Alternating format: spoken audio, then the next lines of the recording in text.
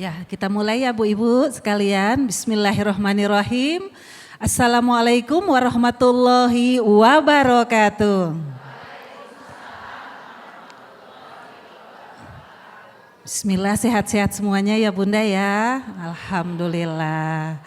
Alhamdulillahirabbil alamin. Assalatu wassalamu ala Rasulillah wa ala alihi wa ashabihi wa mawala.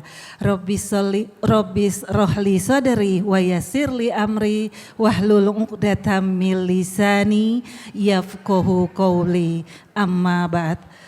Puja, puji syukur kehadirat Allah Subhanahu wa Ta'ala yang senantiasa memberikan kita kenikmatan. Nikmat hari ini Allah berikan kepada kita bisa hadir ke Masjid Al-Muhajirin dalam rangka pengajian rutin, kajian rutin Majelis Taklim Humairah, dan alhamdulillah hari ini bersama Teh Mimin Aminah. Salawat serta salam tak lupa terlimpah curah kepada Rasulullah Sallallahu Alaihi Wasallam, Nabi yang mengajarkan kita kepada kebaikan-kebaikan. Mudah-mudahan sebagai umatnya kita berusaha dengan sekuat mungkin, dengan penuh iman, penuh dengan segala-gala yang baik, kita ikutin apa yang beliau ajarkan kepada kita. Iya ibu-ibu sekalian, tema kita hari ini adalah menakar iman dengan mujahadah. Apa itu maksudnya? Insya Allah nanti sama Teh Mimin akan diuraikan, mudah-mudahan. Dan kami mohon kepada ibu-ibu, mungkin HP-nya boleh di silent ya Bu ya. HP-nya di silent, catatannya dikeluarkan, dan juga kami dari Humairah mengajak kepada ibu-ibu sekalian untuk berjihad bersama Humairah. Jadi nanti ibu-ibu bisa memberikan infak yang sebagus-bagusnya, sebaik-baiknya dalam perjuangan kita dalam rangka memperbaiki iman kita tentunya. Iya, kepada Teh Mimin dipersilahkan, mangga. Bismillah. Boleh cek ya. Bismillah, bismillah. Bismillah, bismillah. Yang mana? Yang ini? Siap. Siap ngaji? Siap. Kalau masih ngahiung mah mau dimulai ya. Bismillahirrahmanirrahim. Assalamualaikum warahmatullahi wabarakatuh. Alhamdulillah alladzi bi ni'matihi tatimu salihah. Segala puji hanya milik Allah yang dengan memujinya segala kebaikan menjadi sempurna. Asyhadu an la ilaha illallah wahdahu la syarikalah wa asyhadu anna Muhammad abduhu wa rasuluhu la nabiyya ba'da. Allahumma sholli wa sallim wa barik ala sayyidina Muhammad wa ala alihi wa sahbihi azmain. Alhamdulillah. Ibu-ibu semua, teman-teman semua yang Umi cintai karena Allah, kembali kita dipertemukan oleh Allah di kajian rutin kita.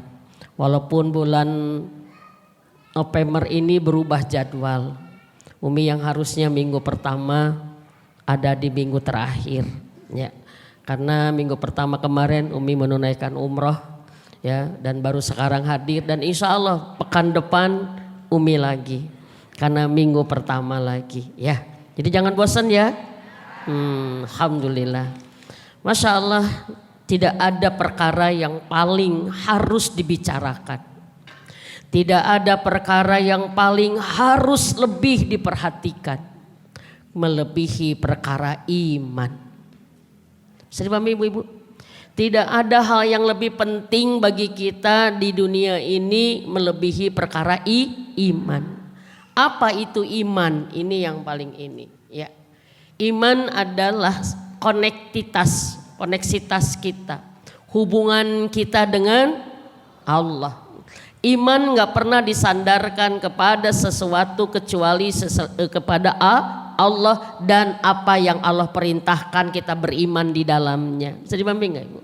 Ya, secara singkat saja, Allah meminta kita beriman, ya, kepada apa yang kemudian menjadi rukun iman buat kita.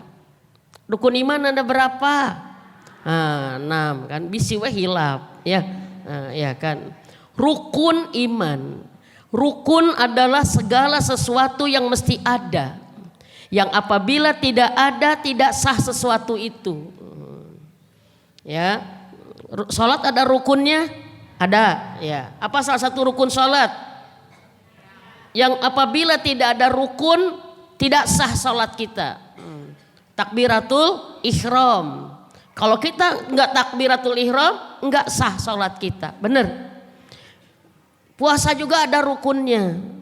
Zakat ada rukunnya. Betul tidak? Apa rukun zakat? Ada nisabnya, ada waktunya, ada takarannya. Tidak sah kalau tidak sesuai dengan nisabnya. Haji ada rukunnya? Ada. Maka kalau kita bicara rukun adalah bicara sesuatu yang sangat prinsip. Islam ada rukunnya? Ada. Ya. Rukun Islam ada 5. Kalau ada orang ngaku Islam tapi meninggalkan salah satu atau lebih dari satu, ya dari 5 ini nggak benar, nggak jadi Islamnya, nggak sah Islamnya. Bisa dipahami ibu-ibu? Begitupun rukun iman. Rukun iman ada 6. Kalau kita sudah tegak iman kita kepada yang 6 ini, maka iman kita tegak. Dan rukun iman kita sedikit ngaji kayak SD lah ya. Dari basically dulu. Karena Umi tadi rada mikir kemarin teh judulnya, berat banget ini. Tapi senang karena memang pas banget ya. Rukun iman dimulai dengan rukun iman kepada Allah.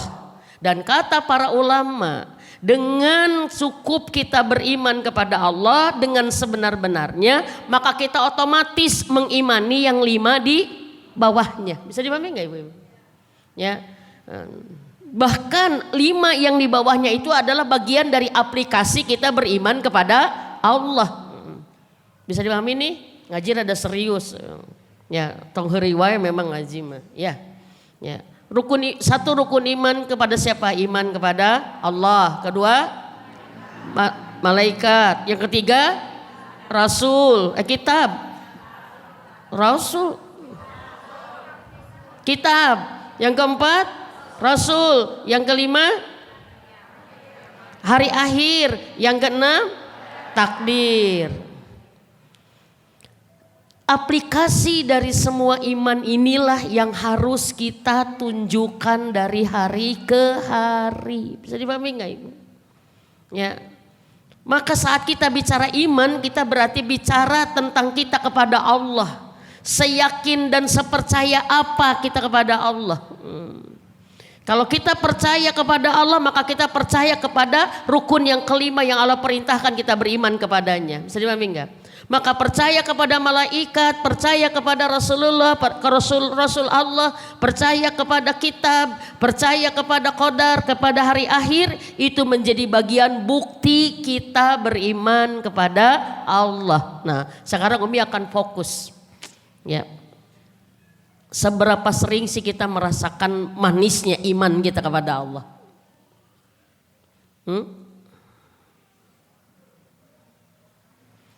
Bahasa sederhana saja. Orang yang di hatinya sudah ada iman kepada Allah akan ngomong begini. Tenang, ada Allah. Allah gak akan. Nah kayak gitu tuh. Allah gak akan membiarkan kita sendirian. Allah pasti memberi. Allah pasti menolong. Gitu Bu. Kata-kata itu adalah menggambarkan satu kata bahwa dia sangat yakin kepada Allah. Dan Allah selalu meminta bukti iman kita kepada Allah dalam setiap keadaan. Maka mohon maaf. Seberapa kita tenang punya Allah. Atau seberapa sering kita merasa yakin bahwa ada Allah. Bisa dipahami enggak Bu? Gini Bu, suami aja tersinggung. Kalau istrinya enggak yakin bahwa ya, dia punya suami yang akan punya fungsi. Contoh misalkan gini, mama kenapa? Mama teh sieun papa, sieun mama teh stres sieun. Kenapa? Beras sieun habis beras. Terus mun beras habis kumaknya mama teh sieun di mana makannya? Cek suami teh, Ari ayah dianggap naon, bisa dipahami enggak? Kan maka salah beras mah udah tanggung jawab ayah. Kenapa mama teh yakin tenang ari mama ada ayah pasti ayah yang akan nyarikan. Oh, bukan gitu ayah pokoknya mah sieun we. Coba kebayang Bu. Bisa dipahami enggak? Maka hari ini Imi ingin menyampaikan sesuatu perkara yang paling memang harus diinikan.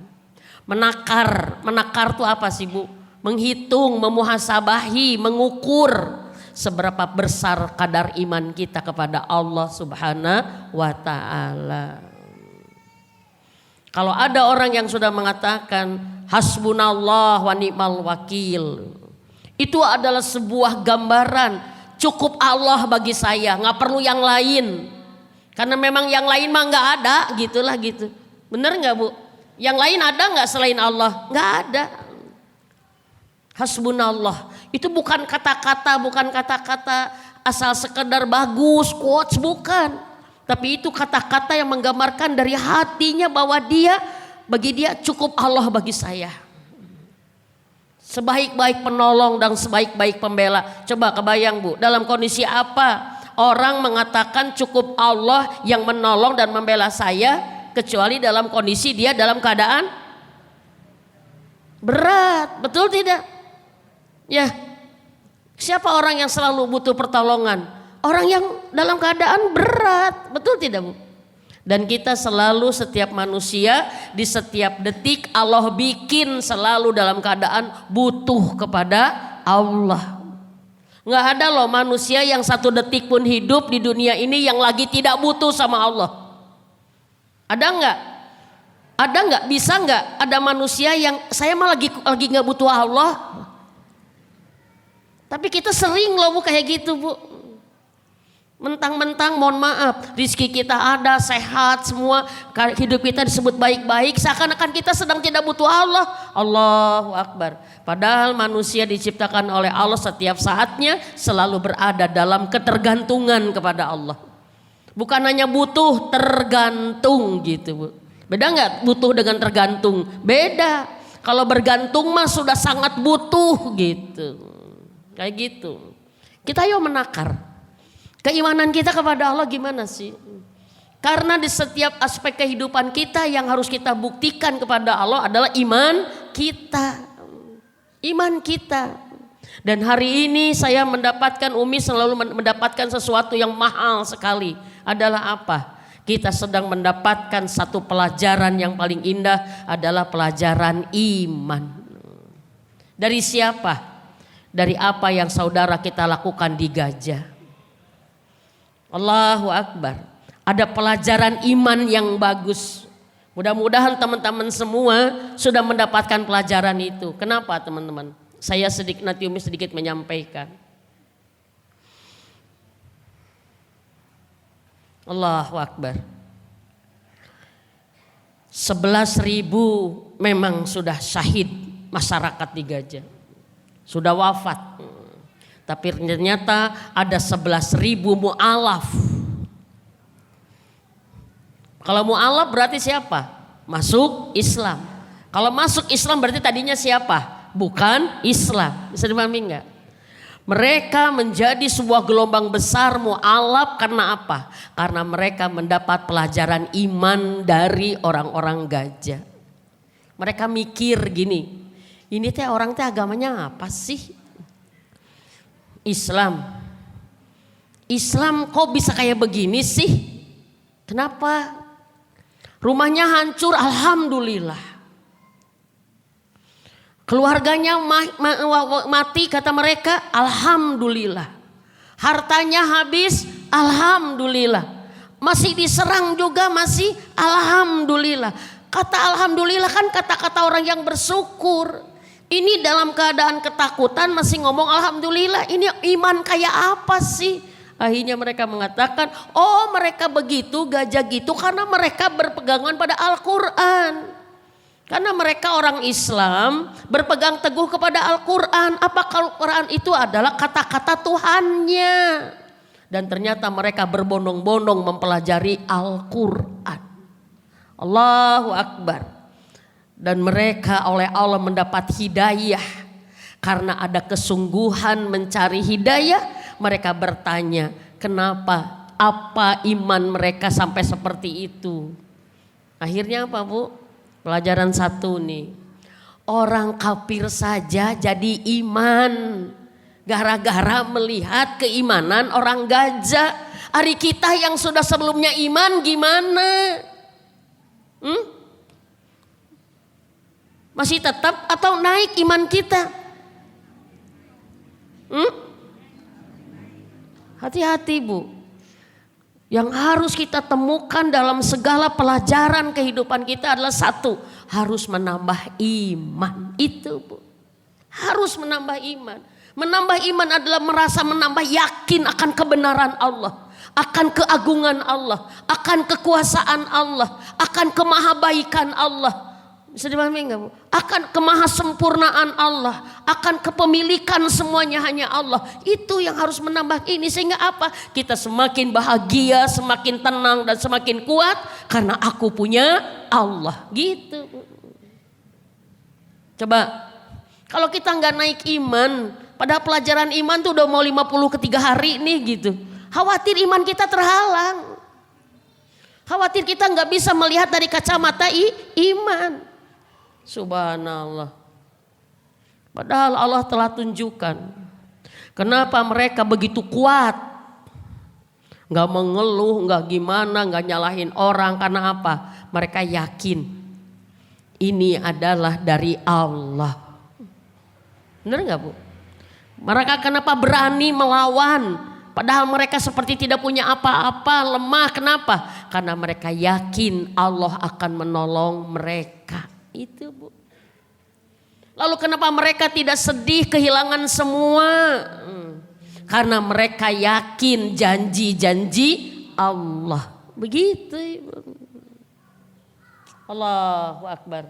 Walillahil hamd. Mereka yakin Allah akan memberi ganti. Allah akan memberi pahala. Allah akan memberi surga. Sehingga apa? Kenapa saya berkeluh kesah? Dari semuanya Allah akan memberi surga. Kok itu di situ Bu? Maka maaf. Gajah telah memberikan pelajaran besar, kata para ulama apa? Perkara iman yang sempurna. Punten, mereka diuji dengan Yahudi oleh Allah. Kita pun kan diuji masing-masing dengan musuh kita masing-masing. Benar enggak? Benar enggak? Dan ujian apapun sebenarnya karena Allah ingin melihat mana keyakinanmu terhadapku. Menakar berarti menghitung, mengevaluasi. Menakar nih, ini sok ditakar naon sih Bu? Beas gitu ya. Seberapa letter hitung atuh. Nah, iman kita sekarang dihitung nih di level mana iman kita. Kenapa? Karena judulnya kita hari ini apa? Menakar keimanan dalam mujahadah. Mujahadah artinya apa? Para ulama mengatakan kesungguhan. Kesungguhan, sungguh-sungguh dalam apa? Dalam menahan hawa nafsu, itu mujahadah. Itu mujahadah. Tadi ayatnya sudah dibaca. Belum? Di Al-Imran ayat surat apa terakhir tuh? Dan barang siapa yang bersungguh-sungguh maka Allah akan berikan jalan yang mudah. Al-Ankabut ayat terakhir. Jalan kemudahan. Ini sebelum kita ke ayat itu saya ingin bicara dulu. Masalah menakar keimanan kita. Apa yang harus kita imani? Ya, tentang Allah dan dari Allah. Para ulama menginikan saja. Kalau kita sudah punya iman terhadap hal-hal ini, maka inilah kesempurnaan iman yang kita akan aplikasikan. Pertama adalah iman akan janji-janji Allah. Tahu Ibu janji Allah mana aja? Ayo, banyak banget janji Allah. Tapi kata Allah mengenai janji apa? Innallaha la tuliful mi'ad. La tukhliful mi'ad. Aku gak pernah mengingkari janji. Maka ingatlah oleh kalian. Ingat oleh kalian, pegang oleh kalian kata Allah. Aku punya janji-janji terhadap kalian. Apa janji Allah apa? Apa? Salah satunya yang paling umum lah dengan kita. Apa Bu? Bisa dilihat di surat 6 ayat 160. Barang siapa yang berbuat kebaikan, laki-laki dan perempuan, maka baginya 10 kali lipat dari setiap kebaikan itu. Itu janji Allah. Kalau berbuat baik 10 kali lipat, tapi kalau berbuat buruk hanya 1. Itu di surat, itu janji Allah tuh. Maka kalau kita sekarang yakin bahwa Allah sudah berjanji saat saya berbuat 1 kali kebaikan, Allah membalasnya 10, sudah. Pegang tuh itu, dan ciri orang yang yakin janji Allah tentang ini, dia akan semangat berbuat baik, itu aja. Dan kata para ulama, orang yang yakinnya kepada Allah, kalau dia yakin dia berbuat Allah akan memberi 10, maka dia tidak berharap dari manusia. Karena dia yakinnya sama Allah, gitu Bu. Hebat gak hidup kalau udah dengan yakin jadi ini Bu? Iya. Maaf, ini ayat kalau diaplikasikan Bu, gak akan terlalu banyak masalah dengan manusia loh. Serius, gak akan banyak istri yang kecewa saat dia berbuat baik kepada suaminya, tapi dia lakukan karena Allah, dia gak akan melihat suaminya membalas atau tidak. Karena dia mah yakinnya sama Allah, Allah akan membayar 10, udah. Yang bikin masalah teh saat apa Bu? Saat apa? Saat kita berharap balasan manusia, ini yang jadi masalah. Bisa dipahami enggak? Enggak akan ada orang tua yang semakin tua semakin sakit karena anak-anaknya tidak peduli. Kalau dia yakin bahwa yang dia lakukan untuk anak-anak itu adalah bagian dari imannya kepada Allah, kebaikan yang dia lakukan, dia yakin Allah sudah membayarnya berpuluh-puluh ribu kali. Bisa dipahami enggak? Kalau kita pengen lah, karena hidup kita hari ini banyak goyang karena apa? Karena kadang-kadang kita masih berharap dengan balasan manusia. Padahal Allah udah janji, kamu berbuat baik kepada aku 1 kali, aku membalasnya 10 kali. Tapi kalau kamu berbuat salah 1, aku akan membalasnya dengan yang semisal 1 aja. Itu baiknya Allah Bu. Mau lagi tahu janji Allah? Karena maaf, bisa jadi punten, hidup kita tuh tidak bergairah, kurang iman sama Allah karena gak tahu janji Allah sama kita. Yang selanjutnya nih, yang paling ini, kita punya kehidupan, kita kan hidup ya Bu ya. Hidup kita di mana Bu? Di sini atau di 2? Di sini dan di sana? Di sini dan di akhirat. Kalau bilang hidup jangan di dunia aja. Yang paling utama justru kehidupan setelah kehidupan di sini gitu, bisa dipahami enggak? Dan Allah di surat An-Nahl ayat 97 mengatakan, menjanjikan, ya Allah menjanjikan. Dan barang siapa yang melakukan kebaikan, laki-laki dan perempuan karena beriman. Jadi berbuat baik itu disebut baik kalau karena beriman. Ini urusannya dengan Allah. Maka Allah akan memberikan kepada mereka kehidupan yang baik. Ya Allah. Kehidupan yang baik berarti apa sih Bu? Semuanya baik-baik saja gitu. Baik-baik saja. Semua baik, baik, hidup baik, mati baik, dikubur baik, engke bangkit baik, dihisab baik, nanti di akhirat baik. Allahu Akbar. Satu kata Allah, kamu berbuat kebaikan karena beriman. Ustaz Adi itu bagus bahasan tentang iman ini. Ya. Amal itu dilihat menjadi amal soleh kalau dengan iman. Ciri iman kita melakukan amal itu sesuai dengan aturan Allah, itu aja. Kita nurut sama Allah melakukan sesuatu itu karena berarti kita beriman. Saya mau minum misalkan. Minum saya bisa bernilai biasa, bisa bernilai amal soleh. Kalau saya melakukannya dengan apa? Karena iman, jadi beramal soleh. Satu, saya minumnya dengan tangan kanan, Dua, saya minumnya dengan bismillah. Itu berarti apa? Bukan sekedar minum amal saya, tapi menjadi amal soleh. Ibu-ibu sasapu. Sesapu apa itu orang Sunda? Sesapu. Ibu sesapu dari sebelah kanan dengan bismillah, dengan niat menjaga kebersihan. Itu bukan hanya sekedar perbuatan, tapi menjadi amal soleh.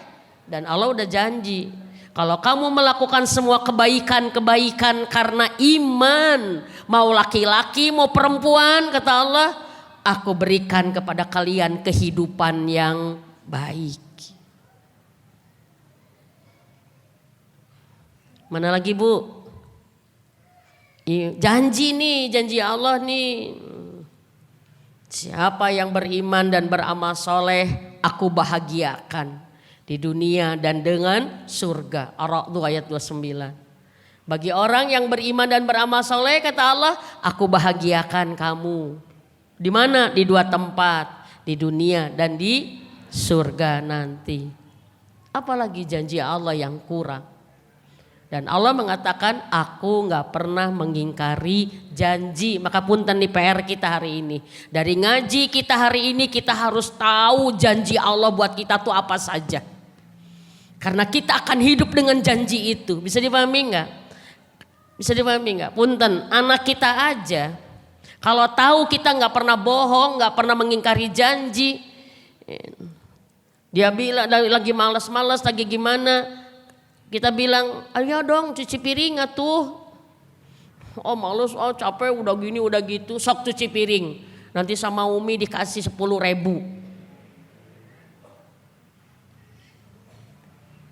Karena dia tahu kita gak pernah ngingkari janji. Bener Mi, bener.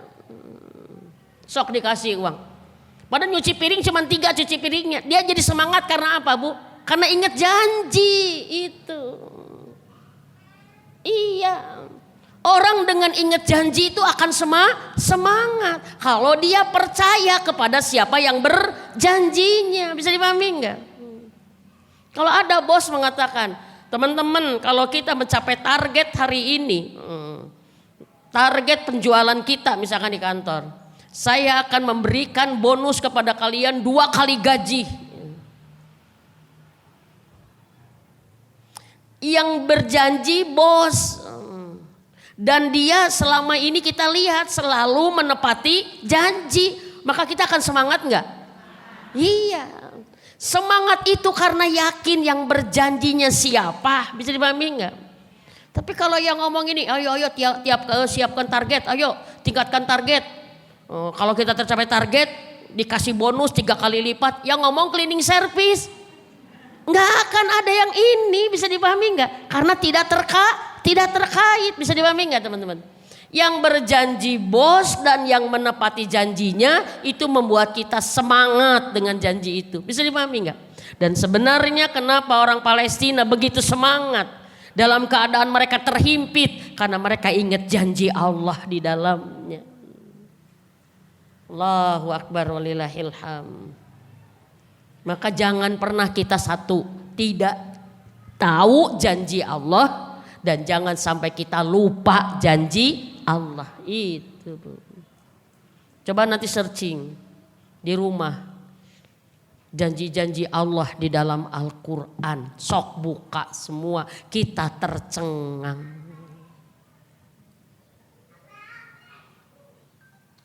Janji Allah bukan hanya perkara-perkara balasan Bu, tapi janji-janji Allah terhadap semua perkara. Contoh, ini bagian dari janji Allah. Sesungguhnya bersama kesulitan ada kemudahan. Itu janji Allah. Kalau kita dalam kesulitan, ingat cek Allah, bersama kesulitan ada kemudahan. Maka kita akan semangat menemukan kemudahan itu. Tidak fokus kepada kesulitan yang sedang dijalani. Bisa dipahami enggak? Apalagi katanya bahasa tafsirnya sekarang ditemukan. Bukan setelah. Kalau dulu kan setelah kesulitan ada kemudahan. Kalau setelah ada jeda waktu. Tapi Allah mengatakan di sana bersama. Dan kata para ulama, bentuk kesulitan apa saja Dan bentuk kemudahan apa saja itu bisa beriringan, bisa dibagi, bisa bersamaan. Contoh, bersama hutang ada pelunasannya, bersama sakit ada kesembuhannya, bersama dihina ada pembelaannya. Bisa dipahami nggak Ibu? Bersama amal ada pahalanya, bersama masalah ada solusinya, bersama dizolimi ada pembelaannya. Kita ingat itu beres Bu. Cuman masalahnya kita kalau mengalami itu sesuatu kesulitan apapun, teringat sama janji Allah, itu intinya. Benar nggak? Iya. Tapi kalau ada orang yang mengatakan, Teh Mimin kok saya sulit-sulit terus sih? Nggak ada tuh kemudahannya. Kata cek Allah bersama kesulitan ada kemudahan, tapi saya tuh sulit terus. Pertama apa Bu yang harus kita koreksi? Diri kita. Karena apa? Bisa jadi kita telah membuat menjauh dari kemudahan itu. Bisa dipahami gak Ibu? Apalagi sih janji Allah? Wa may ya'mal misqala eta. Wa may ya'mal misqala dzarratin sarayar. Kita nggak usah takut, nggak akan ketuker, nggak kelihatan, nggak kehitung kata Allah. Kamu berbuat baik sedikit, akan juga dapat balasannya sedikit. Bisa dipahami nggak? Sekarang saya mau nanya Bu, apa yang sedang dalam hati kita yang berupa kekhawatiran? Kita sedang khawatir, sedang cemas, sedang resah, sedang takut tentang sesuatu kesulitan. Mohon maaf. Apa yang membuat kita cemas itu kenapa? Karena kita lupa yakin kepada Allah. Benar enggak? Iya. Apakah di antara kita ada yang sedang diuji oleh suaminya? Iya. Ada yang ngaku, ada cina ya. Ada juga yang diuji anaknya. Ada yang diuji kesehatannya. Mohon maaf, ingat janji Allah. Dalam ujian kita tetap berbuat baik 10 kali lipat tuh.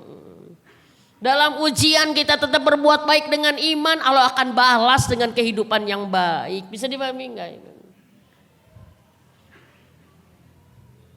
Satu saja Bu, lupa kepada Allah itu adalah musibah paling besar. Kenapa musibah paling besar? Karena lupa kepada Allah akan membuat Allah lupa kepada kita. Nauzubillahi min dzalik. Ya. Suratnya berapa sih? Al-Baqarah 152 ya. Wazkuruni azkurkum. Siapa yang ingat aku pun ingat dia. Tapi di surat apa? Surat At-Taghabun. Dan janganlah anak dan istrimu, hartamu melupakan kamu dari mengingat aku. Sehingga aku pun melupakan kamu. Itu. Kebayang Bu dilupain sama Allah gimana? Nauzubillah min dzalik summa nauzubillah. Orang tua saja mohon maaf, lupa anaknya berapa, anaknya sakit hati loh Bu.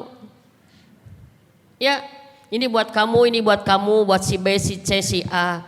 Si D datang, Mami hari buat aku mana? Dikira nggak ada kamu, nyeri hati Ibu. Bisa dipahami nggak?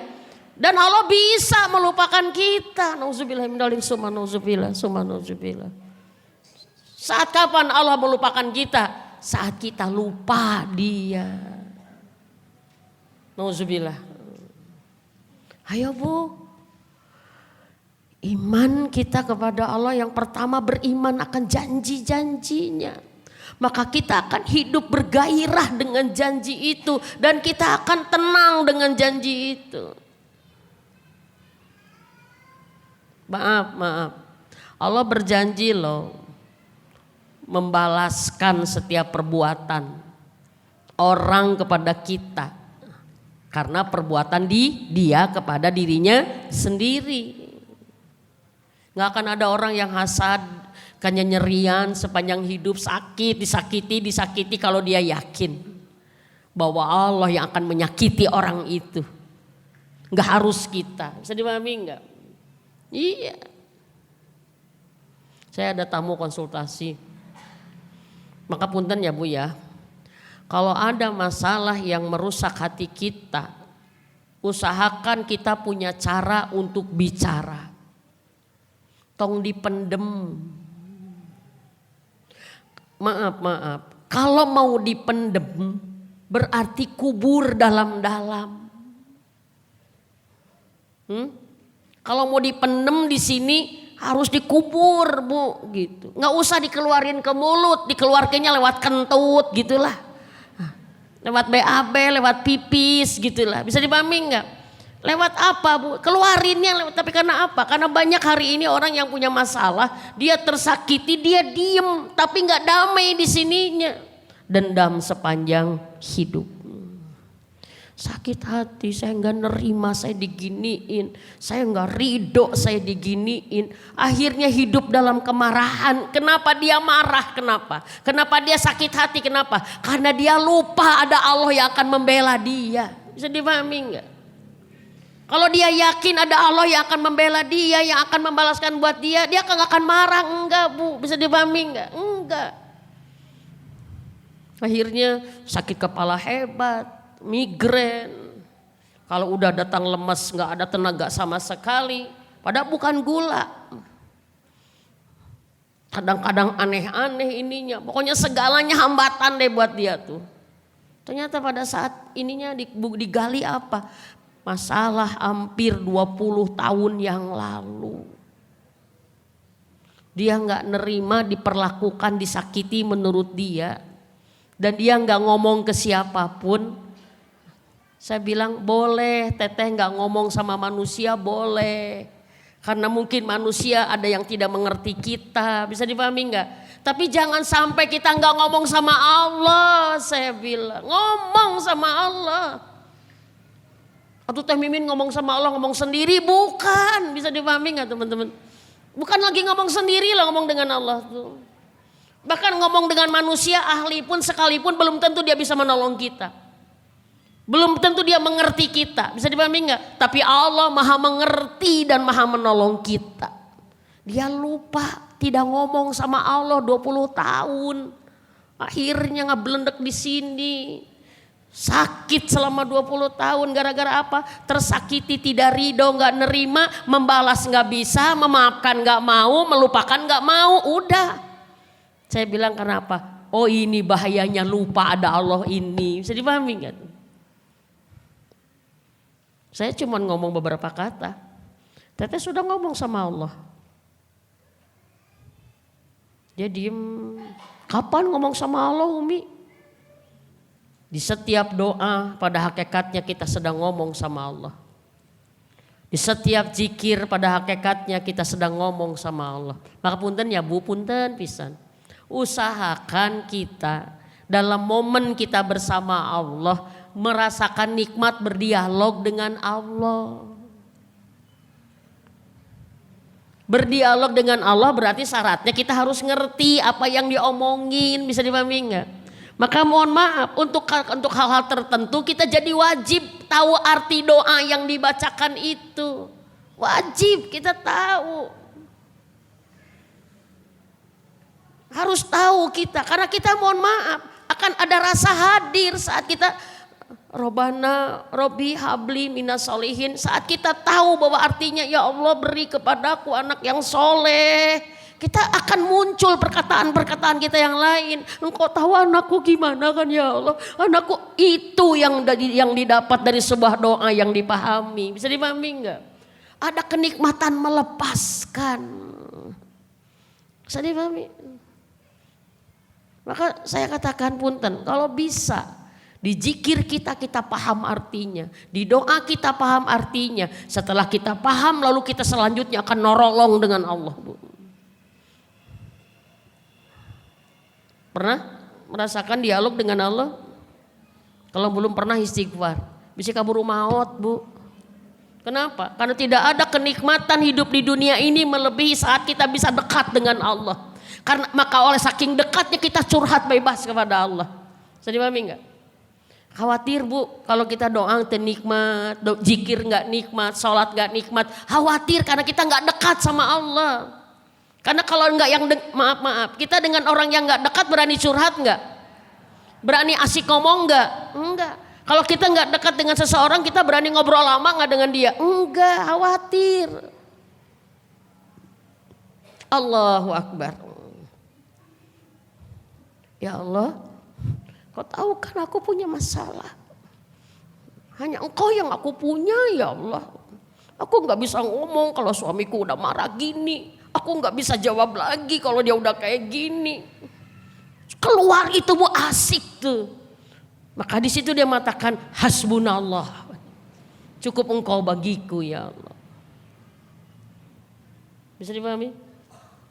Janji Allah banyak.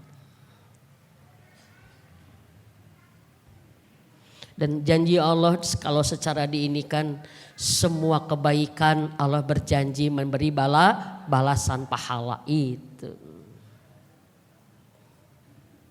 Yuk kuatin yakin bahwa dengan kita selalu ada Allah yang sudah berjanji untuk kebaikan. Maka karena janji itulah kita semangat karena Allah pasti menepati. Punten Bu, kalau ada orang peserta lomba lari, dia harus lari sejauh apa dengan medan yang dipersulit. Bisa dipahami enggak? Karena biasanya panitia ingin menghasilkan juara yang asli juara. Yang juara tuh yang kuat lari jauh, yang siap menghadapi rintangan, betul tidak? Yang mampu melewati setiap jebakan-jebakan kan gitu, betul tidak? Panitia kan selalu mempersulit keadaan, betul tidak? Panitia nggak mau loh memberikan medan yang mulus, karena apa? Dia pengen tahu juaranya berkelas gitu. Betul tidak? Dia menjanjikan kemudian hadiah yang setimpal dengan berat, dengan medan yang sulit, gimana-gimana. Maaf Ibu, tapi yang namanya pemain gak pernah ada yang keberatan dengan aturan panitia. Bener? Lomba ini adalah lomba lari dengan rintangan-rintangan alam. Lomba lari ini kurang lebih jauhnya sekitar 10 kilo. Dalam 10 kilo Anda harus menyeberangi sungai, harus menanjaki bukit, harus melewati ranjau-ranjau ini. Dan bila Anda bisa melewati ini, hadiah buat Anda adalah sekian miliar misalkan. Peserta ada ngomong gini enggak? Tong gitu-gitu teuing atuh, meni obong-obong 5 miliar meni susah, ada enggak yang gitu? Ada yang begini enggak peserta? Meni berat berat sekali meni udah jauh ada gini. Panitia tinggal ngomong gini, nggak apa-apa, nggak bisa mah mundur aja, jangan jadi peserta. Bisa dipahami nggak? Oh nggak mau, saya pengen jadi peserta karena saya pengen 2 miliar itu, tapi jangan berat-berat teuing atuh. Halo, cek panitia teh mana polisi, mana satpam, tolong amankan orang ini. Ngerti nggak Ibu maksud saya? Panitia aja yang merasa akan memberikan hadiah, dia berhak menyeleksi, bener nggak? Dia berhak memberi tantangan. Allah punya surga. Mau ikut pertandingan ke surga? Mau protes sama Allah panitia? Itulah kenapa si para pemain peserta ini ridho.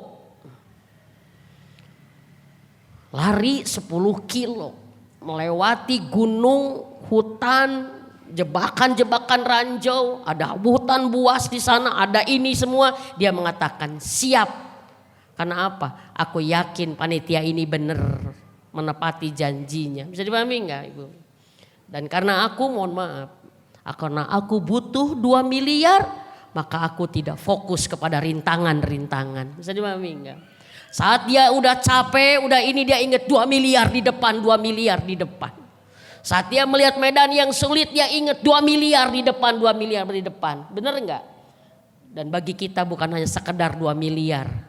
Surga tidak pernah terbatas harganya. Bisa dipahami enggak Ibu? Maka ini akan menjadikan kita semangat menghadapi rintangan, halangan, ujian, penderitaan, hinaan. Bisa dipahami enggak? Benar enggak Bu? Kenapa? Dia ingat janji. Berimanlah akan janji Allah. Dan janji Allah ujungnya adalah apa? Surga itu. Dan orang gajah hari ini sedang hebat menunjukkan imannya karena dia beriman. Ada janji Allah di balik itu semua. Gak apa-apa. Kita wafat satu persatu karena semua kita akan menemukan ajalnya kok. Bisa dipahami enggak? Yang senang, yang di kota, yang lagi aman juga ada siap mati mah mati aja. Dan mereka yakin mati bukan masalah untuk mereka. Mereka yakin bahwa mati hanya sebuah cara Allah memindahkan kita ke alam berikutnya. Kalau kita sudah berbuat baik di sini, kenapa betah di sini? Kita ingin pulang lah. Bisa dipahami enggak Ibu? Dan mati bagi mereka adalah hanya sebagai jalan satu lintas aja. Saya ada pelajaran. Kalau kita mohon maaf berangkat umroh, kadang-kadang di bandara itu tidak sekaligus berangkat ke dalam ke imigrasi, ya Bu ya. Kadang-kadang kalau bagi paspor, sebagian sudah ada, ibu-ibu duluan, ya kan? Ibu-ibu duluan masuk ke sana. Gak ada yang begini, oh nggak mau duluan, oh nggak mau pisah. Berarti itu saya ngerti imigrasi Bu. Ya. Ibu-ibu duluan, nanti yang berikutnya rombongan nyusul. Karena kita tahu akan ketemu lagi di dalam Bu. Nggak ada rombongan kedua bilang jangan tinggalkan aku enggak. Kita dengan enak aja mengatakan mohon maaf, dah duluan ya, nanti ketemu di dalam, bener nggak? Gitupun akhirat Bu bagi orang yang beriman mah, saya duluan ya, nanti ketemu lagi di sana. Allahu Akbar. Masalah nggak kayak begitu? Enggak, karena apa? Keyakinannya mati adalah hanya satu cara dari Allah kita berpindah alam. Apalagi cara matinya syahid. Allahu Akbar. Kenapa Bu? Pengetahuan agama ini penting. Sehingga kita mensikapi kejadian-kejadian itu dengan agama Bu masalahnya. Bisa dipahami enggak? Kenapa orang-orang Israel stres sekarang mau marah-rati? Kenapa? Karena mereka enggak ngerti dan mereka tidak beriman. Orang enggak beriman mah pasti resah, ketakutan dengan ini Bu. Satu, beriman akan janji Allah. Yang kedua, beriman akan apa? Akan peringatan-peringatan Allah. Di balik janjinya ada peringatan. Bisa dipahami? Contoh beginilah. Kamu kerjakan ini dengan baik, A, B, C. Kalau kamu mengerjakan dengan baik, kamu dikasih upah segini. Tapi awas, gitu ngerti nggak Bu? Awas, kalau kamu tidak mengerjakan dengan ini, kamu melakukan ini, awas, sanksinya besar. Nah kayak gitu. Bisa dipahami nggak? Di samping Allah memberikan janji, Allah pun memberikan peringatan. Maka ada wabasiro wa nadhiro, ada kabar gembira dan peringatan. Bisa dipahami? Janji Allah muaranya surga. Peringatan Allah ujungnya neraka. Kita hidup beriman. Kenapa kamu tidak melakukan maksiat? Karena takut siksa Allah. Kenapa kamu tidak melakukan ini? Karena ini larangan Allah. Maka orang yang beriman, mohon maaf, beriman kepada janji Allah, dia akan sungguh-sungguh melaksanakan perintah Allah. Dan orang yang beriman akan peringatan Allah, dia akan sungguh-sungguh menjaga larangan Allah. Sungguh-sungguh di sini berarti, maaf Ibu, kita mengerjakan iman ini tidak hanya sekedar, bisa dipahami enggak? Tidak hanya sekedar asal, tapi ada maksimal. Ada kesungguhan. Dan Allah ingin iman kita sungguh-sungguh, enggak iman main-main. Iman kita bukan iman pura-pura yang gak jelas. Maka apa? Di Al-Ankabut ayat 2 Allah mengatakan apa? Aku menguji kalian dengan segala ujian karena aku ingin mengetahui mana dari kalian yang imannya sungguh-sungguh dan imannya pura-pura itu. Dan cirinya kesungguhan iman itu ditunjukkan dengan apa? Dengan mengupayakan. Biasanya kalau kita ngomong sama orang, kamu mah kurang sungguh-sungguh, kepada yang bagaimana sih Bu?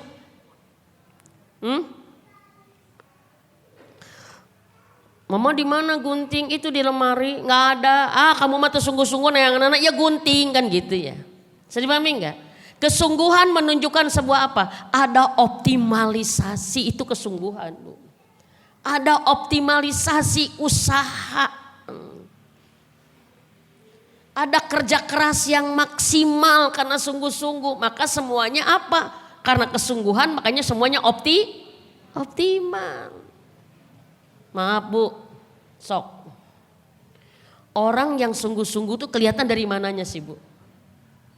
Dari bagaimana dia melawan semua hambatan-hambatannya. Bener nggak? Ada orang yang belum apa-apa udah ngomong nggak bisa, aku mah nggak bisa. Udah dicoba belum? Di mana tuh kesungguhannya untuk bisa, nyoba aja nggak mau kan gitu, bisa dipahami nggak Ibu? Ya aku pengen makan enak, nya atuh beli. Ada sih uang mah, cuman haroream ke pasarnya. Ya atuh beli we di GoFood, haroream muka aplikasi, enggak usah ngomong lah gitu kan gitu.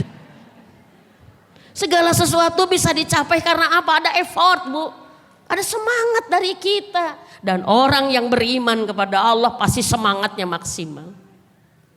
Bisa dipahami nggak Bu? Maaf, saya mau nanya, ada nggak amal soleh yang kita dari dulu ingin lakukan tapi sampai sekarang belum bisa? Ada nggak? Dari dulu pengen tiap malam tahajud tapi hesei. Sakatul mun hese tahajud mah atuh puasanya eta puasa ge hesei. Jadi mami enggak?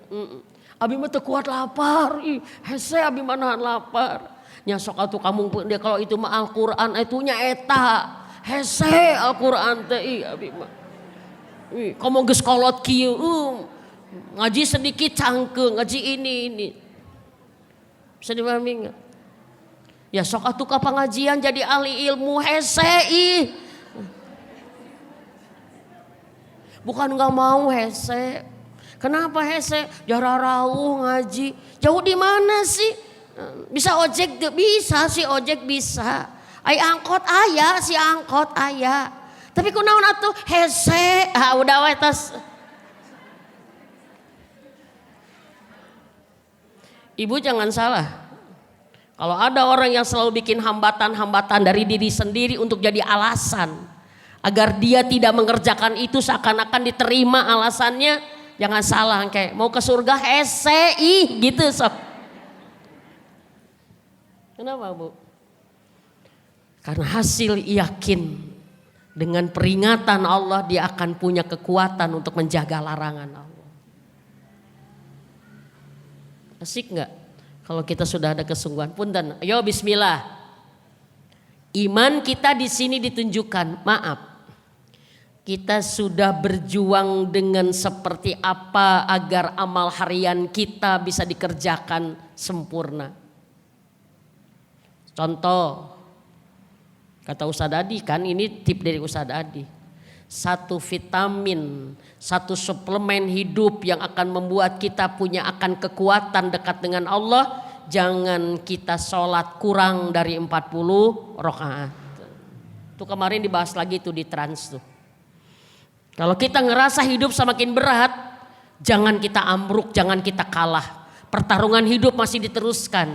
Dan salah satu kekuatan kita adalah sholat jangan kurang dari 40 rakaat. Dosis tuh jangan kurang dari situ. Maaf Bu, kurang minum masalah enggak? Kurang udara masalah enggak? Kurang air masalah enggak? Kurang sholat masalah enggak? Masa enggak masalah? Masalahnya akan berat. Untuk bisa mencapai 40 rakaat tuh harus ada mujahadah. Kesungguhan melawan halangan. Kesungguhan melawan rintangan. Kesungguhan melawan kelemahan dari diri. Bisa dipahami enggak? Kesungguhan melawan hawa nafsu, itulah di situ mujahadah. Kalau nggak ada perlawanannya kita kalah. Apa yang harus kita lawan saat tahajud? Tuh, ngantuk. Tiris, tunduh, liur, betul tidak Bu? Orang nggak akan bisa tahajud kalau nggak bisa melawan itu semua. Dan itu ada di kesungguhan. Maka apa? Yang bisa menjaga amalnya 40 rakaat sholat sehari semalam, tidak kurang 1 juz, tidak kurang 5.000 infak sehari, tidak kurang berapa ratus zikir ini, tidak kurang 1 hari mencari ilmu. Itu karena apa? Dia bersungguh-sungguh. Kata Allah apa? Kalau kamu sudah bersungguh-sungguh, aku bukakan jalannya untuk itu. Bisa dipahami enggak Bu? Ada orang yang sungguh-sungguh usaha, susah, sulit, hasilnya sedikit, ada tuh. Dan kata para ulama apa? Kalau kita sudah mau usaha sulit walaupun hasilnya sedikit karena yakin Allah akan memberi, maka bagi Allah mudah memberi yang banyak dengan cara yang ringan. Gitu Bu. Kadang-kadang Allah menguji kita dengan hal yang berat-berat dulu gitu. Benar gak? Dulu saya ingat aja. Kita dulu masa perjuangan. Jualan beras Bu. Nyari berasnya cari beras yang tanpa oplosan. Karena kita gak mau beras kita termasuk beras yang disangsikan. Maka ke Cianjur lah. Ya, dengan mohon maaf, saat itu aja ingat, 1 karung itu untungnya Bu, ya hanya 5.000 untungnya. Ya, 5.000 jauh, udah tenaga mah udah nggak kehitung lah gitu. Ya, kadang-kadang makan di jalan tuh bukan kos dari itulah, tapi udah nggak ada lagi cara yang kita saat itu itulah gitu. Ternyata apa? Saat kita menempuh cara sulit dengan yakin bahwa Allah itu memberi rizki dengan kita, ternyata apa? Allah mudah Bu, teu usaha ge datang banyak gitu Bu gitu. Karena betul Bu, saat kita mau sungguh-sungguh mencari yang sedikit walaupun sulit, maka bagi Allah mudah memberi yang banyak dengan caramu mudah itu. Saya dipahami? Kalau kita mau menghadapi hal yang menyakitkan dengan berat, bagi Allah mudah membahagiakan kita dari jalan yang tidak kita duga. Itu intinya. Tapi satu, ada kesungguhan untuk menjalankan perintah, karena ada janji, ada kesungguhan untuk menjauhi larangan. Maaf, mudah gak tahajud? Enggak. Mudah gak puasa? Enggak. Semua amal-amal soleh yang jadi itu enggak mudah. Benar. Mudah gak gibah? Mudah. Mudah gak tidak gibah? Enggak. Mudah gak berhenti gibah? Mudah gak tidak bohong? Susah. Itu hawa nafsu. Maka kenapa kata Rasulullah mengatakan begini, sesungguhnya surga itu dikelilingi oleh hal-hal yang menyenangkan. Menyenangkan apa? Menyenangkan hawa nafsu. Dan neraka itu dikelilingi oleh hal-hal yang surga itu dikelilingi oleh hal yang tidak menyenangkan, dan neraka dikelilingi oleh hal-hal yang menyenangkan. Tapi itu menurut hawa nafsu. Kalau hawa nafsu udah kalah, dibalik nantinya. Bisa dipahami enggak Ibu? Bagi orang yang sudah ahli tahajud, bagi orang yang ahli puasa, beramal soleh itu senang. Karena apa? Karena hawa nafsunya sudah sungguh-sungguh ditundukkan. Oke? Neraka dikelilingi oleh hal-hal yang menyenangkan. Senang tuh gibah tuh. Seneng atuh. Seneng tuh marah-marah teh. Seneng. Maaf. Tapi kalau kita udah terbalik, ini hawa nafsu harus ditahan. Maka kita mohon maaf Bu, tidak akan senang sama yang begitu. Oleh Allah dibalikan iman itu. Bisa dipahami gak Ibu? Kepada yang tadinya menyenangkan jadi tidak senang, yang tadinya tidak menyenangkan jadi senang gitu. Yang tadinya tidak menyenangkan jadi senang, yang tadinya senang jadi tidak menyenangkan. Karena apa? Iman bicara. Hari ini ada kan orang yang gini, kok aku susah tahajud ya? Dia senyum. Alhamdulillah bagi saya udah mudah dalam hati. Ya kan? Kok susah ya ninggalin gibah? Kata siapa? Kan gitu, kenapa? Iman sudah menunjukkan kesungguhan. Oke Bu, alhamdulillah. Yuk takar iman kita. Allah ingin bukti iman kita di mana? Dengan Allah memberikan ujian-ujian buat kita. Maka ingatlah janji-janji Allah. Ingatlah peringatan-peringatan Allah. Dengan dua ingat ini, satu, ingat janji Allah kita akan mudah menjalankan perintah. Dengan ingat peringatan Allah kita akan mudah menjauhi larangan. Karena itu semua ada bagian dari yang harus kita imani kepada Allah. Dan belajar dari gajah ini sebuah luar biasa. Gajah menunjukkan pelajaran keberanian tidak takut mati. Orang beriman tidak takut mati karena tahu mati adalah cara yang tidak bisa dihindari. Kenapa? Karena mereka sudah tidak cinta dunia, maka mati pun tidak mereka takutkan. Maka segala yang terjadi di dunia mereka tidak mengganggu iman mereka sedikit pun. Dan Umi berharap di sini karena ini menjadi kewajiban para ustadz harus menerangkan tentang Palestina.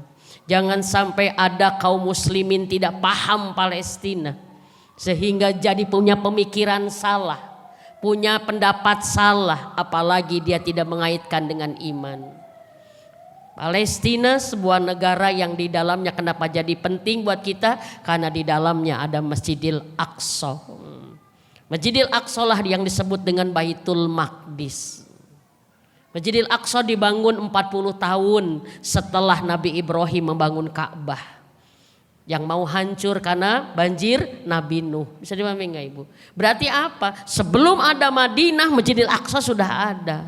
Sebelum ada Nabawi Masjidil Aqsa sudah ada. Bisa dipahami enggak? Sebelum Rasulullah turun, sebelum ini Masjidil Aqsa sudah ada. Bisa dipahami enggak? Kenapa jadi ini? Karena Masjidil Aqsa adalah tempat diturunkannya kebanyakan para nabi. Para nabi di sana turunnya. Bisa dipahami enggak Ibu? Maka Rasulullah memerintahkan kepada kita terkait Baitul Aqsa. Ini yang harus kita paham Bu. Perkara keimanan bicara Palestina Baitul Aqsa itu. Kenapa? Kata Rasulullah, tidak kalian diperintahkan capek-capek, susah-susah, lelah-lelah melakukan perjalanan di muka bumi kecuali melakukan perjalanan ke 3 masjid. Harus susah, harus lelah gitu ke sana mah. Maksakan ke sana. Kemana? Masjidil Haram di Mekah, Masjid Nabawi di Madinah, dan Masjidil Aqsa. Tuh disebut Bu. Selama ini kita populernya hanya 2 masjid aja. Masjidil Haram, Masjidil Nabawi. Padahal ada ketiga, Masjidil Aqsa. Kalian seusah sekuat tenaga datang ke sana, kata Rasulullah kepada istrinya. Kalau kami nggak bisa ya Rasulullah, berinfaklah selalu untuk mereka yang di sana agar selalu menyala-nyala penerangan di Baitul Maqdis. Berinfaklah terus di sana. Sebelum bisa ke sana, infaklah kata Rasulullah. Lalu untuk apa ya Rasulullah kami harus ke sana? Sholatlah di dalamnya. Karena Baitul Maqdis adalah kata para ulama satu-satunya tempat yang dipakai sholat oleh sebagian besar nabi dan rasul. Pada saat Isra Mi'raj, maaf ini menarik Bu. Kenapa? Kan Allah Maha Kuasa. Kenapa enggak langsung dari Mekah langsung ke Sidratul Muntaha? Kenapa harus ke Baitul Maqdis dulu? Ya, baru naik ke atas. Dan pulangnya juga ke situ lagi Bu. Enggak langsung turun ke Mekah, enggak. Tapi langsung dulu ke Masjidil Aqsa dulu, baru kembali ke Mekah. Berarti apa? Di Masjidil Aqsa ada kedudukan yang Allah lihat di sana. Bisa dipahami enggak? Ini yang harus kita pahami. Dan Masjidil Aqsa adalah tempat saksi bagaimana Rasulullah dipilih oleh Allah memimpin para nabi untuk sholat berjamaah. Nabi terakhir tapi bersifat sebagai imam, berarti ada kedudukan yang tinggi. Dan Baitul Maqdis adalah kiblat pertama kaum muslimin. Dan Baitul Maqdis adalah salah satu tanah suci dari 3 tanah suci yang dimiliki oleh kaum muslimin yang di zaman Rasulullah pun berada dalam kekuasaan Romawi.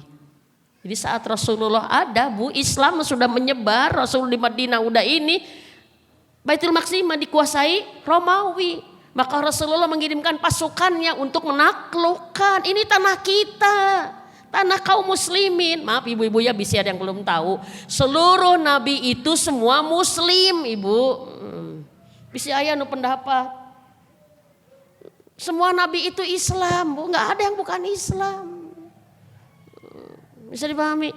Maka Rasulullah mengirimkan pasukannya untuk membebaskan. Dan maaf, di zaman Rasulullah hidup, Rasulullah tidak menyaksikan Baitul Maqdis ditaklukkan.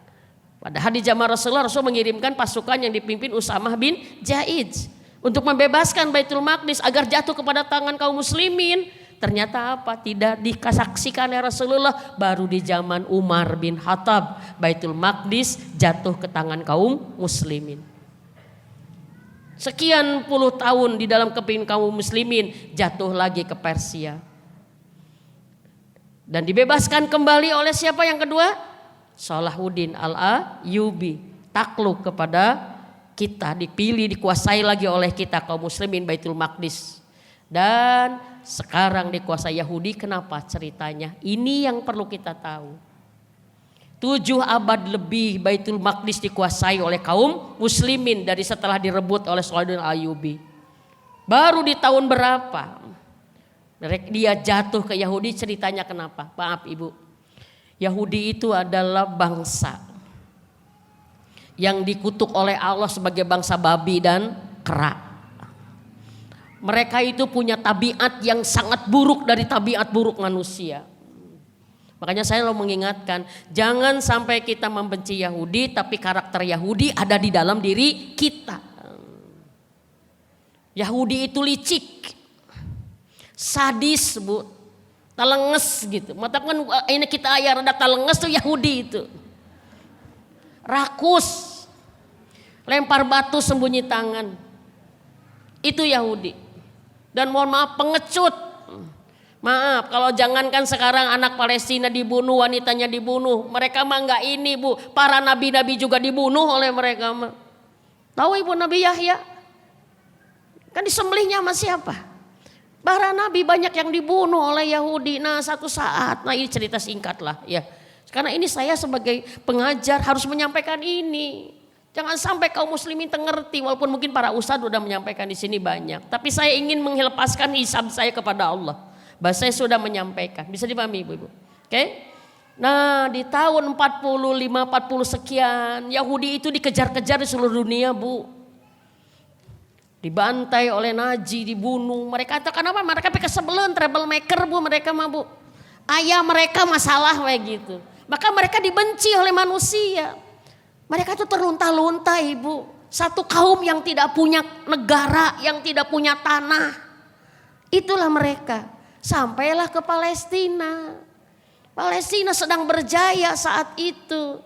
Orang Islam kan rahmatan lil alamin. Jangankan manusia, sejahat apapun binatang juga harus ditolongan. Ditolongan sama orang Palestina, sini dengan kami. Hidup berdampingan. Diberi tempat. Diberi makanan, dijamu, tamu yang dijamu yang kemudian mengusir tuan rumahnya, eta si Yahudi, ibu. Itu ceritanya. Mereka dan maaf dibantu oleh seorang Inggris itu. Inggris itu yang ngebuka pertamanya itu. Ya, apa coba ada cerita, Bu. Kata orang Palestina, tahun 45 kami satu keluarga Palestina wajib menampung 2 keluarga Yahudi di rumah-rumah kami. Coba kebayang, satu keluarga menampung 2 keluarga. Ya kan rahmatan lil alamin. Satu saat kami liburan kepada keluarga orang tua kami. Seminggu kami pergi liburan, pulang gak boleh masuk ke rumah kami. Kata si Yahudi teh gitu. Ini udah bukan milik kamu, ini milik kami. Kamu teh kan tamu saya, anu ditulungan. Maaf, makanya kalau ada orang hari ini bela Yahudi, aduh, bukan hanya imannya di mana, otaknya di mana, welah Bu. Karena bisa jadi karena tidak tahu. Maka alhamdulillah bismillah, kita sekarang alhamdulillah mengambilkan satu sikap bahwa kita membenci Yahudi karena bagian dari keimanan kita. Karena dia pun adalah dibenci oleh Allah Subhanahu wa taala, dibenci oleh Rasulullah. Nanti boleh minta dibahas Pak Ustadz Ihsan tuh jagonya sirah. Kelicikan-kelicikan Yahudi di zaman Rasulullah tuh kayak apa? Maka sekarang kita udah punya 3 sikap. 1 doa. Mendoakan Palestina menjadi bagian keimanan kita. Karena Palestina pun didoakan oleh Rasulullah Muhammad sallallahu alaihi wasallam. Bisa dipahami enggak Ibu? Kita beriman, bagaimana kesungguhan kita mendoakan mereka. Jangan sekali-kali, tapi setiap saat. Maka hari ini sampai hari ini masih berlaku, kita sholat kita kunut nazilah di setiap sholat. Kan begitu? Di sini di kunut nazilah. Ya. Yang kedua, dana kita. Jangan berhenti, dana kita harus sering kita sampaikan untuk mereka. Karena kita belum datang ke sana, belum sholat. Dan karena kita melihat mereka sekarang sedang membutuhkan dana kita. Dan yang ketiga, boikot. Kenapa boikot? Saya menyampaikan di sini. Karena ulama Indonesia telah berembuk mengeluarkan fatwa bahwa haram hukumnya mengkonsumsi, membeli, menggunakan barang produk yang berafiliasi dengan Yahudi. Karena keuntungan dari mereka untuk memerangi saudara kita di sana. Maaf punten Ibu. Kalau majelis ulama bikin fatwa itu bukan ngobrol sambil minum kopi, bukan. Ulama berkumpul memperhatikan segala titik ilmunya semuanya baru diputuskan. Bisa dipahami enggak Ibu? Sekarang fatwa ulamanya udah kumpul dan mau saya menyampaikan di sini. Ustadz Adi Hidayat, ulama besar yang diakui dunia. Ustadz Adi ulama mengatakan apa? Saya ikut ulama. Hari kita umat. Bisa dipahami Bu? Bisa dipahami enggak maksud saya sih? Iya, Ustadz Adi aja ulama besar ikut ulama. Hari kita rakyatnya, umatnya, ada yang ngomong begini, boikot repot tahu nggak? Apa sih pirage kecap? Nggak ngaruh lah kecap dengan Yahudi. Ulama nggak akan asal Ibu kalau mikir rumus. Kecap itu memang untungnya misalkan satunya 1.000, tapi dibeli oleh 200 juta. Berarti udah berapa Bu?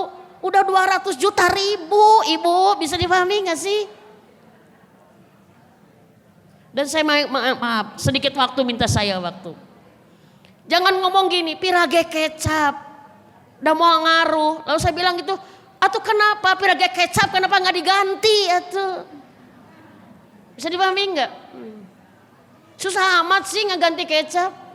Emang kalau nggak pakai kecap itu kita nggak akan bisa makan. Bisa dipahami nggak Ibu? Dan saya katakan mohon maaf, justru karena kecap kita layak mendapatkan syafaat dari Rasulullah. Bisa dipahami nggak? Pirage enteh, pirage. Ya kalau pirage tong tomake atau piraoge. Bisa dipahami nggak Bu? Ya bismillah. Karena ini yang bisa kita lakukan. Baik, ternyata capek juga Umi ya. Maaf siang ini nggak ada tanya jawab ya. Insya Allah minggu depan ya Umi sini lagi kita akan tanya jawab yang sekarang ini. Tapi bisa dipahami materi saya? Insya Allah ya. Bisa diamalkan? Allah. Mari kita tanya, seberapa tenang kita punya Allah? Seberapa yakin Allah selalu bersama kita? Seberapa bahagianya kita punya Allah? Saat kita sudah mengatakan alhamdulillah saya punya Allah, berarti apa? Allah sudah tegak di hati kita. Enggak apa-apa kita kehilangan apapun asal jangan kehilangan Allah. Enggak apa-apa kita dilupakan manusia asal jangan kita melupakan Allah. Jangan sampai dilupakan Allah. Semoga Allah berikan karunia nikmat menyebut Allah di sini. Bergetar hati orang yang beriman. Ya Bu ya. Alladzina amanu idza dzukirallahu wazilat qulubuhum wa idza tuliyat alaihim ayatuhu jadathum iman. Orang yang beriman itu bergetar hatinya bila disebut Allah, dan bertambah imannya bila dibacakan ayat-ayat Allah. Semoga ngaji yang sederhana ini istimewa di hadapan Allah, karena kita bicara tentang Allah, perkara tentang iman kepada Allah. Semoga Allah menyempurnakan keimanan kita. Yuk kita berdoa, semoga doa kita dikabulkan. Allahumma sholli wa sallim wa barik ala sayyidina Muhammad wa ala alihi wa sahbihi azmain. Ya Rahman, Ya Rahim, kami memanggilmu ya Rahman. Irhamna, irhamna, kasihani kami ya Rahman. Sayangi kami ya Rahman. Cintai kami ya Rahman. Dengan rahmatmu ya Rab, tolonglah kami. Dengan rahmatmu ya Rab, kabulkan doa-doa kami. Sesungguhnya kami meminta kepadamu, Tuhan yang tidak ada Tuhan selainmu. Hanya Engkau yang paling mengerti kami. Hanya Engkau yang paling mengurus kami. Hanya Engkau yang bisa menolong kami. Tidak ada Tuhan selainmu ya Rab. Maka hanya kepada Engkau kami beribadah, dan hanya kepada Engkau kami memohon pertolongan. Duhai Allah, kami datang dari rumah kami ke rumahmu ini tidak ada lain, karena kami ingin Engkau ridho kepada kami. Maka ridhoi pengajian ini ya Allah, menjadi amal kami yang sempurna pahalanya, bagi diri dan keluarga kami, bagi dunia dan akhirat kami. Ya Allah, bila kami datang membawa dosa, maka pulangkan kami ke rumah dengan ampunan-Mu yang sempurna. Bila kami datang membawa resah gelisah, hati yang terluka, hati yang bingung, resah, banyak ketakutan, maka pulangkan kami ke rumah dengan tenang dan bahagia. Ya Rabbi, bila kami datang membawa persoalan dan masalah, maka pulangkan kami dengan solusi dan jalan keluar yang sempurna. Bila kami datang membawa hajat, harapan dan impian, maka pulangkan kami ke rumah dengan pengabulan-Mu yang sempurna. Ya Allah, kami mohon kepadamu dengan ridho-Mu ya Rabb, berkahi dan jadikan ilmu kami pagi ini bermanfaat. Kami sudah mengaji tentang menakar iman kami dalam mujahadah kami. Kami mohon kepadamu Rabbi, ampuni bila Engkau melihat iman kami rusak ya Allah. Ampuni bila kami jauh dari sempurna ya Allah. Ampuni bila kami suka meragukan-Mu ya Allah. Ampuni bila kami sering buruk sangka terhadap-Mu ya Rabb. Ya Rahman, kami mohon sempurnakan iman kami ya Allah. Sempurnakan iman kami ya Allah. Sempurnakan iman kami sebagaimana Rasulullah dan para sahabat ya Rabb. Rabbana taqabbal doa. Kami mohon Rabbi,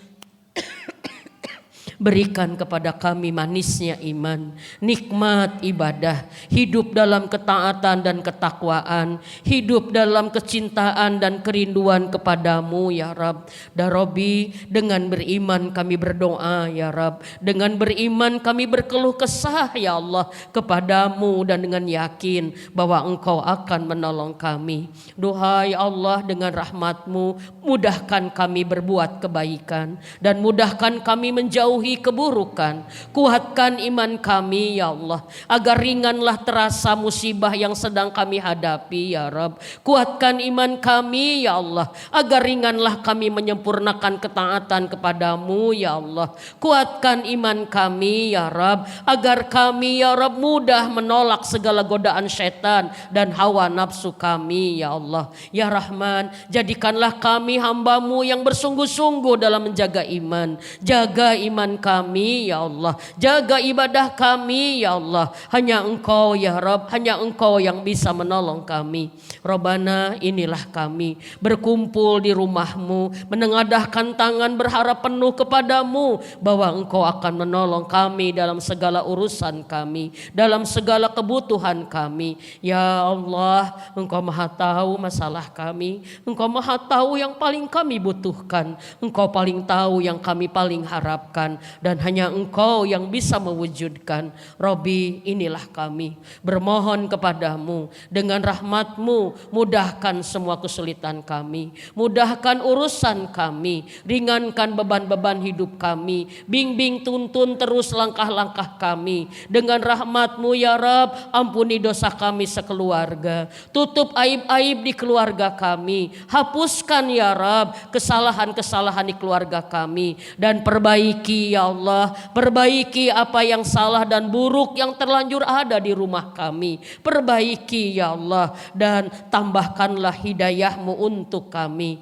Rabbana, sakinahkan rumah tangga kami ya Allah, mutmainahkan hati-hati kami, soleh-solehahkan anak-anak kami, dan berkahi kami dalam semua karunia yang Kau berikan kepada kami. Berkahi sisa umur kami, berkahi ilmu dan amal kami, berkahi keluarga kami ya Allah, berkahi kesehatan kami, berkahi rizki kami ya Allah, dan ya Rahman, berkahi doa-doa kami menjadi sesuatu yang membahagiakan kami karena Engkau mengabulkannya dengan sempurna. Silahkan teman-teman semua yang hadir, berdoalah, mengadulah, memintalah dengan yakin bahwa ini semua akan dikabulkan. Amin ya Allah, amin.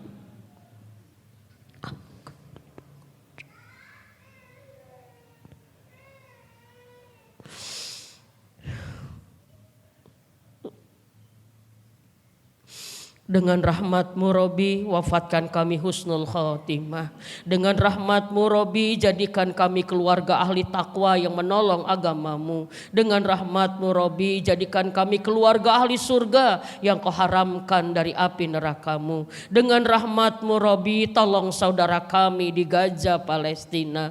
Tolong mereka, menangkan mereka, lindungi mereka ya Rabb. Lindungi mereka, bahagiakan mereka ya Allah dengan pertolongan-Mu dan kemenangan dari-Mu, dan bahagiakan mereka dengan Kau hancurkan musuh-Mu, musuh kami dan musuh mereka Yahudi yang Kau laknat ya Allah. Menangkan mereka dengan kekuasaan dan rahmat-Mu. La ilaha illallah wahdah anjaja'u wa'dah wa nasara abdah wa hajama ahjaba wahdah. Dan ya Allah, pilih kami saudara yang selalu mendoakannya, pilih kami saudara yang doanya Engkau kabulkan untuknya, dan pilih kami saudara yang selalu ingin membantunya dengan harta dan jiwa yang kami ada, dan jadikan kami ya Rab saudara yang tidak lalai dengan urusan saudaranya sesama mukmin. Rabbana atina fid dunya hasanah wa fil akhirati hasanah wa qina adzabannar. Subhana rabbika rabbil izzati amma yasifun wa salamun alal mursalin walhamdulillahi rabbil alamin.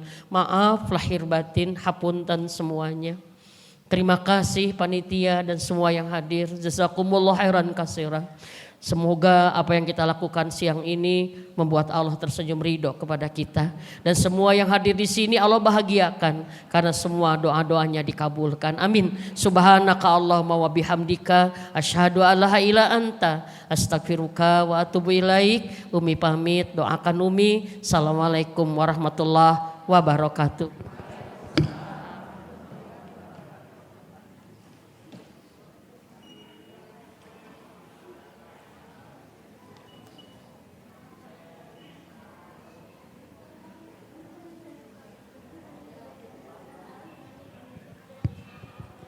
Iya, ibu-ibu sekalian, alhamdulillahirabbil alamin. Kajian kita hari ini berjalan dengan lancar, dan materi tadi yang disampaikan oleh Ustazah Mimin Aminah, kita garis bawahi bahwa untuk beriman, untuk menguatkan iman kita memerlukan mujahadah, kita memerlukan kesungguhan, kita memerlukan takwa, dan kita memerlukan ilmu.